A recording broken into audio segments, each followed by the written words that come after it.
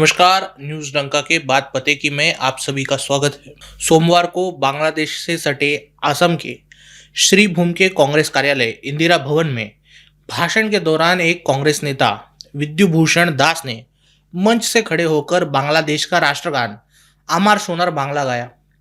कांग्रेस ने यह कारनामा ऐसे समय किया है जब 2 दिन पहले ही बांग्लादेश के अंतरिम प्रधानमंत्री मोहम्मद यूनुस ने पाकिस्तानी जनरल मिर्जा को आर्ट ऑफ ट्रायम्फ नाम की किताब भेंट की थी, जिसका उद्देश्य भारत को प्रोवोक करना था।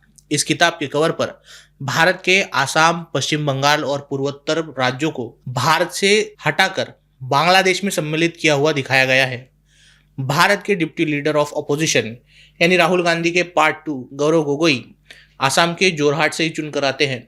उनकी पत्नी एलिजाबेथ कोलबर्न पाकिस्तानी खुफिया एजेंसी ISI के अधिकारी अली तौकीर शेख के साथ लंबे समय तक काम करती रही है। उनके मिसेस गोगोई बनने के 12 सालों बाद भी उन्होंने भारत की नागरिकता नहीं ली थी, मगर उनके पाकिस्तान के साथ संबंध इतने गहरे हैं कि गौरव गोगोई पाकिस्तानी एम्बेसी में बतौर मेहमान बुलाए जाते हैं और वो किसी को कोई सूचना दिए बिना भी पाकिस्तान में टहलने ही जाते हैं। UPA शासनकाल के दौरान भारत में अनगिनत आतंकी हमले हुए, जिन्हें पाकिस्तानी आतंकी अपने घरों में बैठकर करवाते थे। हर रोज देश के किसी कोने में विस्फोट और आतंकी हमलों की खबरें आती थी। देश का 40% भूभाग कम्युनिस्ट माओवाद के कब्जे में था, जिसे रेड कॉरिडोर कहा जाता था। अगर लोग ट्रेन, मेले, मंदिर, जंगल हर जगह मर रहे थे तो कांग्रेस क्या कर रही थी? ऐसे समय कांग्रेस आखिर सत्ता की कुर्सी में बैठकर मलाई ही खा रही थी। कश्मीरी हिंदुओं का नरसंहार करने वाले आतंकी यासीन मलिक से प्रधानमंत्री मनमोहन सिंह PM ऑफिस में मिलते थे। इस रात से खुद यासीन मलिक ने पर्दा उठाया है। यासीन मलिक ने बीते दिनों न्यायालय में हलफनामा दायर कर कहा था कि उसे UPA की सरकार के अधिकारियों ने पाकिस्तान में हाफिज सईद से संपर्क करने को कहा था। तत्कालीन IB चीफ VK जोशी ने यासीन मलिक से सईद से मुलाकात कर शांति वार्ता चलाने की बात की थी। ये VK जोशी के दिमाग की उपज नहीं थी। यासीन मलिक ने 2006 में हाफिज सईद से मुलाकात भी की और भारत लौटते ही वो PMO में PM मनमोहन सिंह से मिलने गया, उन्हें ब्रीफिंग दी। बदले में मनमोहन सिंह सरकार ने यासीन मलिक के गुनाह बख्श दिए, उस पर से चार्जेस हटाए और कुछ में उसे बेल दे दी। लेकिन हाफिज सईद और कांग्रेस के बीच 2006 में संपर्क स्थापित होने के बाद आखिर क्या हुआ? 26/11 में मुंबई पर उसी के आतंकी समूह लश्कर-ए-तोयबा ने 10 आतंकियों को भेजकर हमला किया। इस हमले से कुछ ही दिनों पहले मिलिट्री इंटेलिजेंस के लिए काम करने वाले लेफ्टिनेंट कर्नल प्रसाद पुरोहित को, जो पश्चिमी तट पर नजर रखे हुए थे, उन्हें मालेगांव मामले में गिरफ्तार किया गया। मुंबई हमले में LAT के आतंकी भी पश्चिमी तट से ही आए थे। 26/11 के हमले के बाद कांग्रेस पाकिस्तान को दोष नहीं देना चाहती थी।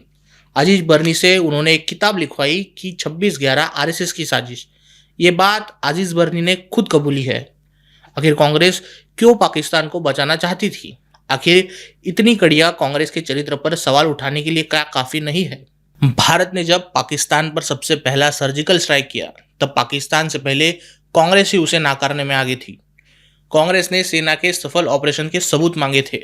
बालाकोट एयर स्ट्राइक के बाद पाकिस्तानी सेना से ज्यादा कांग्रेस नेता और कांग्रेस कार्यकर्ता ही एड़ी चोटी का जोर लगाकर इसे फर्जी एयर स्ट्राइक कह रहे थे। अभिनंदन ने जब F-16 जैसे उन्नत तकनीक वाला जेट ध्वस्त किया, तब भी कांग्रेस नेता कार्यकर्ता सबूत मांग रहे थे। आखिर कांग्रेस पाकिस्तान के लिए बैटिंग करने क्यों आगे आ जाती है?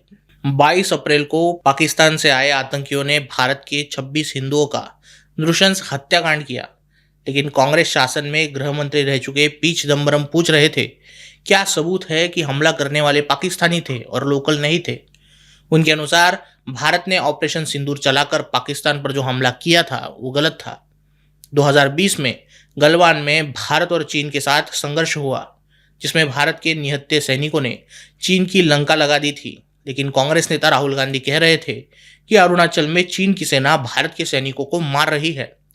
चीन ने लद्दाख में हजारों हेक्टेयर की जमीन कब्जाई है। कुछ ही दिनों में पता चला कि राहुल गांधी अपनी पिछली चीन यात्रा के समय CCP के साथ किसी मेमोरेंडम पर हस्ताक्षर कर आए थे। आखिर इसमें क्या था, ये भी अब तक गुप्त रखा गया है।